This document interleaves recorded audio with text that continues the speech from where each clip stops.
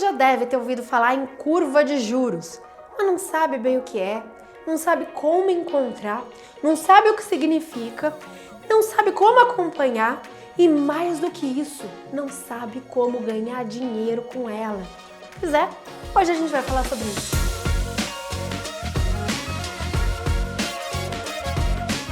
A curva de juros é a curva que dita qual a taxa de juros justa para os diversos vencimentos futuros.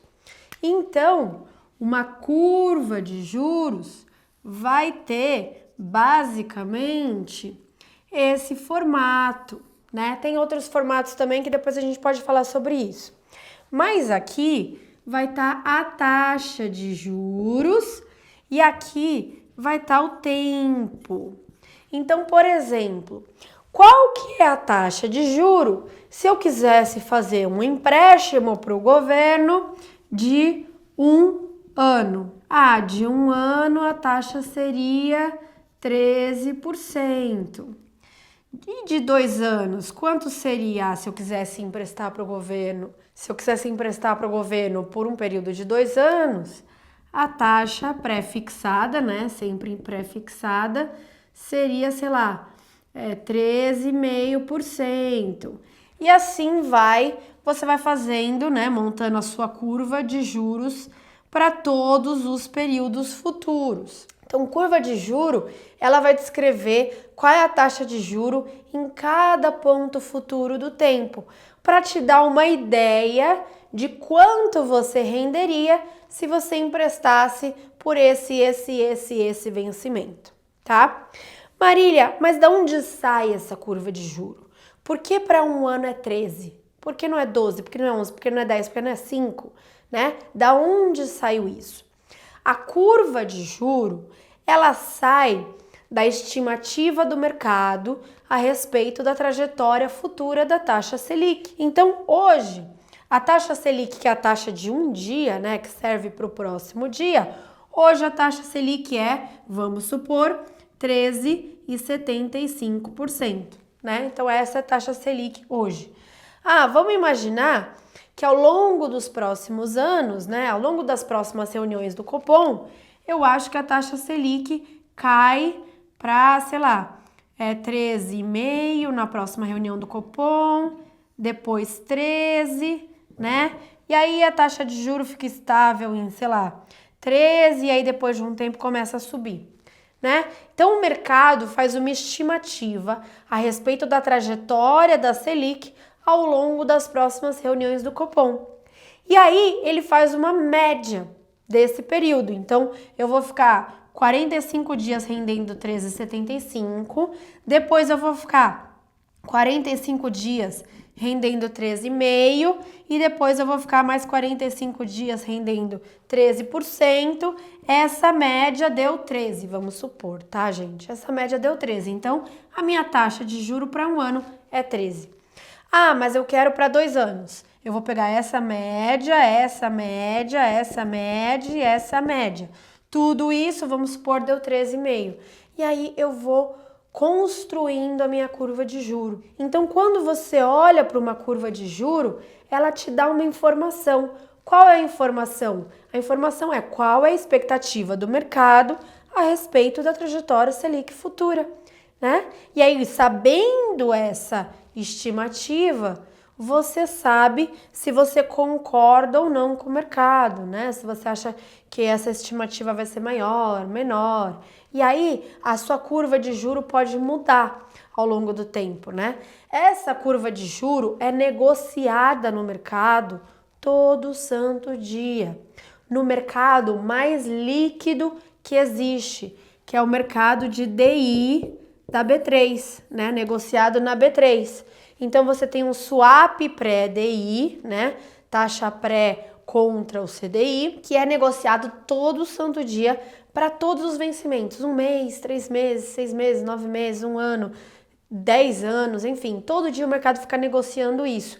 Baseado o quê? Baseado todo dia nas estimativas que vão mudando. Sai um dado de inflação, foi mais alto, muda as estimativas para cima. Sai um dado de atividade mais fraco, muda as estimativas para baixo. E todo dia o mercado vai negociando isso. E o equilíbrio do mercado acaba onde o mercado entra em consenso, né? Onde ele acha que as estimativas estão, tá? Então essa curva de juro, ela é negociada todo dia, ela é extremamente líquida e ela te passa a informação do que o mercado acha que vai acontecer com a Selic futura, tá? Por que que é legal eu olhar para a curva de juro brasileira? Essa curva DI é a base de toda a taxa de juro brasileira, tá? Por exemplo, onde o governo emite os seus títulos públicos pré-fixados? Na curva DI do mercado. É o mercado que escolhe onde o governo vai emitir, não é o governo. O governo olha para a curva de juro, vê, a curva de juro de 4 anos está em 14%, vamos supor. Então, se eu quiser emitir para 4 anos, eu vou ter que emitir a 14%, senão ninguém vai aceitar financiar minha dívida pública. Então, é o mercado que escolhe, né? O mercado que negocia qual a curva de juros, e aí o governo, as empresas, os bancos emitem baseado nessa curva de juros, tá? Que o mercado estimou baseado na Selic. Entendido? Então você tem que saber essa curva de juros para você saber onde o governo emite. E para você saber também se o preço do CDB que estão te oferecendo tá justo ou não. Imagina se oferecerem um CDB para você de 2 anos a uma taxa de 13%. Horrível, né? Porque se você for num título do governo que tem zero risco, você vai receber 13,5%. Então, por que você aceitaria receber 13% de um banco que tem mais risco que o governo? Não faz sentido. Então, essa taxa, essa curva de juros vai ser o mínimo aceitável de rentabilidade pré-fixada para um título livre de risco. Sempre que você adicionar risco, você tem que adicionar o que a gente chama de spread de risco, né? Então, é um retorninho a mais que você vai exigir do seu emissor, vamos supor, bancário, né? Ou uma empresa, né? Um retorninho a mais aí que você vai exigir da empresa para você aceitar, para você topar emprestar para essa empresa. Afinal, ela é mais arriscada, ela tem que pagar um juro maior. Ah, Marília, mas o meu banco grandão emitia abaixo da curva de juro, a 80% do CDI, a 70% do CDI. Pois é, isso não existe mais, né? Muito difícil você ver isso hoje em dia. Por quê? Porque hoje em dia a educação financeira adentrou nas residências. Hoje em dia as pessoas entendem curva de juros. Elas têm mais alternativa. Elas podem ir simplesmente para o Tesouro Direto render 100% CDI. Então hoje em dia é muito difícil um bancão te oferecer um CDB a 70%, 80% CDI. Mas há 10 anos atrás era extremamente comum. A Marília, mas o meu ainda oferece. Troca de banco, meu querido. Troca de banco. Ou acesso ao Tesouro Direto, que tá fácil. Todos os bancos dão acesso ao Tesouro Direto e lá você vai render seu 100% CDI com liquidez diária, tá? Então vamos lá, 2 coisas que eu quero falar para vocês. Primeira coisa, onde eu acompanho essa curva de juros? Vários lugares. Primeiro, lembra que eu falei para vocês que a mais líquida era o DI da B3? Então você vai digitar no Google taxas referenciais B3. Vai aparecer o site da B3 com as taxas para todos os vencimentos. Eles têm todos os dias, hein, gente? Você sabe exatamente o dia. Ai, quero pegar emprestado, quero emprestar meu dinheiro para esse dia. Vai estar lá no taxas referenciais B3. Então, recebi aqui um CDB do banco, quero ver se é justo ou não. Taxas referenciais B3, vê quanto tempo falta para vencer, né? Vê o vencimento do título em dias, por exemplo. E aí, confere qual é a taxa justa. Pronto, você não vai entrar na pegadinha de render menos do que tá pagando os títulos do governo, tá? Fácil. Outro lugar de acompanhar. E esse lugar você pode acompanhar a curva de juro tanto pré-fixada quanto IPCA+, que é no site da Anbima. Digita no Google também, Anbima Taxas Títulos Públicos. Pronto. Você vai entrar lá, vai ter os títulos públicos disponíveis para vários vencimentos, tanto pré-fixados quanto IPCA+. E você vai ter a sua curva de juro tanto de pré-fixado para IPCA+, também é uma excelente forma de você acompanhar o movimento, lembrando que ele muda todo dia, tá? Todo dia útil de final de semana a gente pode descansar. Outra coisa que eu quero falar para vocês que é extremamente importante. Marília, sobre marcação a mercado, você me diz, né, que quando as taxas de juros caem, eu tenho ganhos de marcação a mercado nos meus títulos. Concorda? Concordo. Você também me diz que quanto mais longo o título, maior uma mesma queda na taxa de juro provoca de variação no preço do papel, né? Então, quanto maior a duration, maior é a volatilidade, né? Maior é a resposta do preço a um choque na taxa de juro, não é? É. Então, se eu acho que as taxas de juros vão cair, eu vou sempre mais pro longão, Marília? Não. Por quê? A curva de juros, isso é importante, isso é mais avançado, tá? Então, assim, vocês estão aqui, vocês já me conhecem há um tempo, vocês já acompanham o meu conteúdo há um tempo, tá na hora da gente dar um pezinho, né, na parte mais avançada. Vamos lá. A curva de juro brasileira e mundial não se mexe diariamente em movimentos paralelos, né? Não é porque o juro de um ano caiu 1% que o juro de 5 anos vai cair 1% também. Inclusive, às vezes o juro de um ano cai e o juro de longo sobe.